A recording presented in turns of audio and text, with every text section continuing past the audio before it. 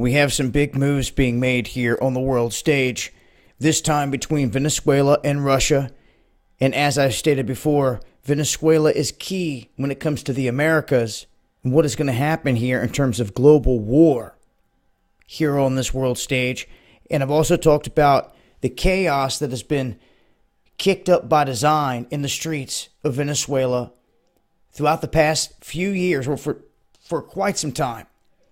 These agents of deception have been working inside the country just like they do any country that they want to bring down.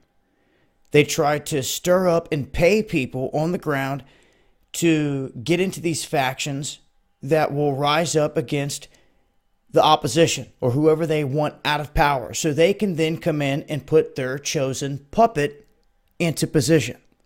This is how it works globally. And time again, we have witnessed the war machine go in and topple different countries, different leaders, and install who they want. A prime example of running pretty much a whole elected office out of the country is Ukraine.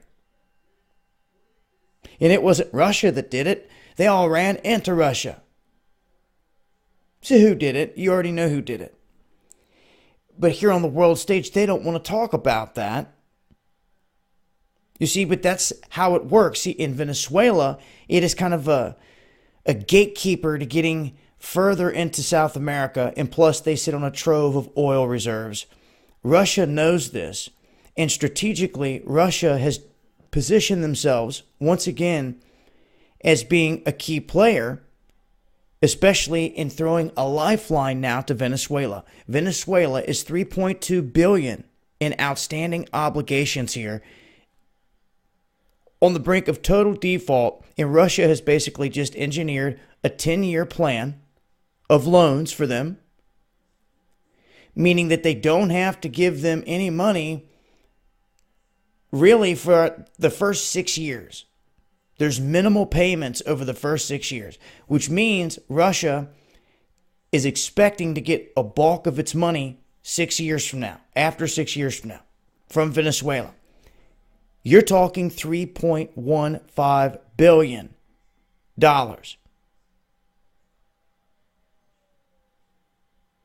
Do you think that Russia is going to allow individuals that are in power in this country to fall or go away owing them $3.15 billion?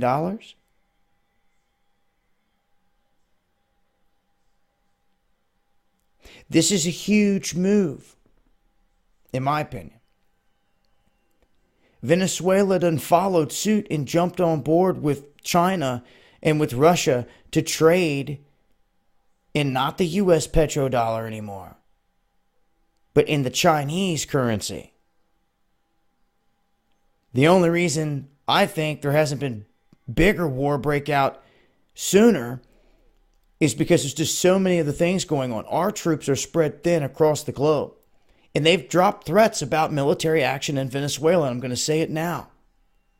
You're going to see it here in the next few months, in the coming months, into years. It's going to roll out to be chaos. And I see Russia and other allies stepping up